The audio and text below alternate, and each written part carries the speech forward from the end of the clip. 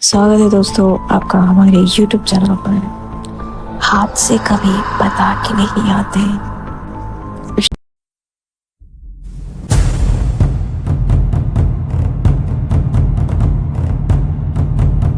रेखा 27 साल की लड़की थी। उसकी सरकारी अस्पताल में नौकरी लगी थी। रेखा के मम्मी पापा और उसका छोटा एक भाई था।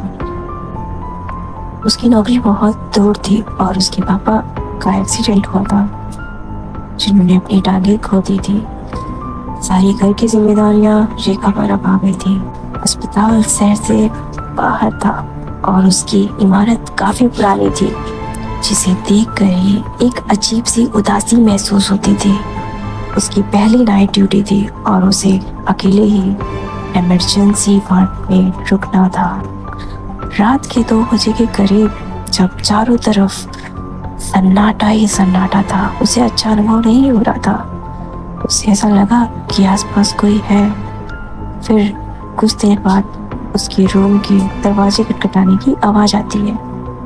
उसने दरवाज़ा खोला, लेकिन बाहर कोई नहीं था। उसे लगा शायद ये उसका वहम है, इसलिए वो वापस अपनी मेज पर जाके बैठ गई। कुछ देर बाद फिर से दरवाज़ा खटखटाने की आवाज़ आई, लेकिन इस बार थोड़ी धीमी आवाज़ थी। इस बार उसने हिम्मत की और पूछा, कौन है वहाँ? कोई जवाब नहीं आया। उसने धीरे धीरे दरवाज़ा बंद किया और फिर वह फिर से अपने रूम पे आके बैठ गई। फिर ऐसा तीसरी बार उसके साथ हुआ। फिर से कोई खटखटाया और वह गई खोलने, पर वहाँ पे कोई नहीं था। बस एक सन्नाटा सा था और एक सुनसान सा गलियारा था।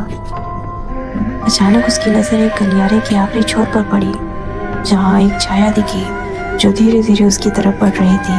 डर के मारे उसके हाथ पांव ठंडे पड़ गए। जैसे ही छाया करीब आई, वह जोर से चिल्लाई और आंखें बंद करके बेड के नीचे छुप गई। उसने देखा कि एक परछाई है जो उसे ढूंढ रही, और वह परछाई अलग थी।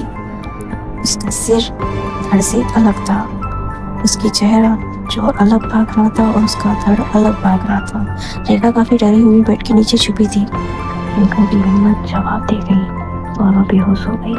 अगले सुबह डॉक्टर आए और रेखा को जमीन पर बेहोश पाया। कई साल पहले ऐसा कहा जाता है, अस्पताल में कुछ घुसपैठियां घुस गए थे। उन्होंने एक आदमी की गर्दन काट दी थी। कट जाने के कारण मौत हो गई। आज भी रात को अस्पताल के गलियारों में उसका सिर और धड़ घूमता है। आज के लिए दोस्तों इतना ही। आपका दिन मंगलमय हो। शुभ रात्रि।